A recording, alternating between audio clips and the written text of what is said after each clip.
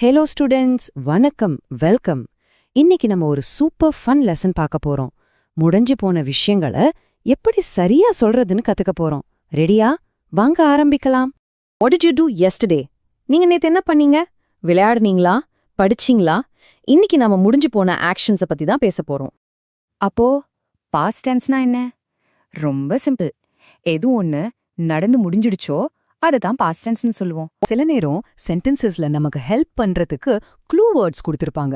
Yesterday, last night, last week இந்த மாதிரி வார்த்தைகளை பாத்தீங்கனாலே நம்ம பாஸ்ட் டென்ஸ் பத்தி தான் பேசுறோம்னு ஈஸியா கண்டுபிடிச்சிடலாம். I played in the park.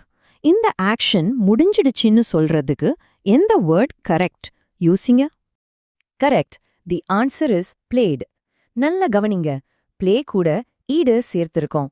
இதுதான் ரொம்ப வேர்ப்ஸ்க்கு யூஸ் ஆகிற ரூல் நம்பர் 1. அடுத்த கேள்விக்கு ரெடியா?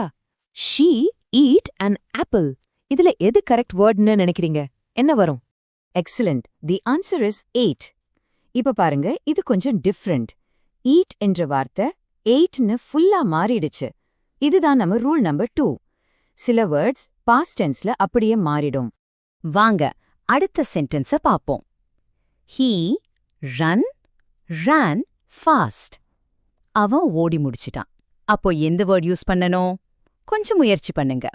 சூப்பரா கண்டுபிடிச்சிட்டீங்க. ரன்னோட பாஸ்ட் டென்ஸ் ran.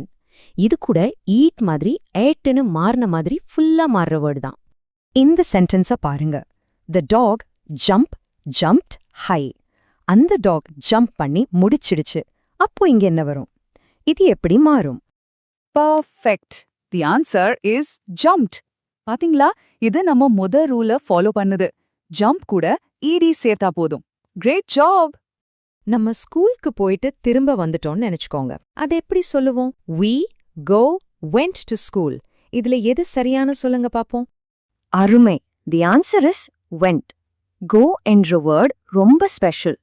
பாஸ்ட் டென்ஸ்ல எப்பவுமே அது wentன்னு தான் மாறும். இது நம்ம செகண்ட் ரூலுக்கு இன்னொரு எக்ஸாம்பிள். இன்னொன்னு பார்க்கலாம். I saw a bird. இங்க எந்த வார்த்தை ஆக்ஷன் நடந்து முடிஞ்ச மாதிரி சவுண்ட் ஆகுது?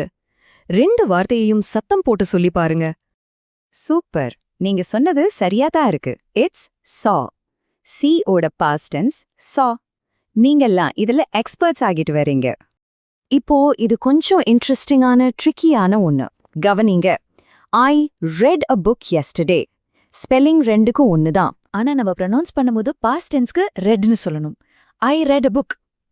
இங்கிலீஷ் ரொம்ப ஃபன்னா இருக்கு இல்லையா? நம்ம கடைசி கேள்விக்கு வந்துட்டோம். She wrote or wrote her name. இதுல எது கரெக்டான பாஸ்ட் டென்ஸ் ஃபார்ம்? எஸ், எல்லாரும் கரெக்டா சொல்லிருக்கீங்க. ரைட்டோட பாஸ்ட் டென்ஸ் wrote.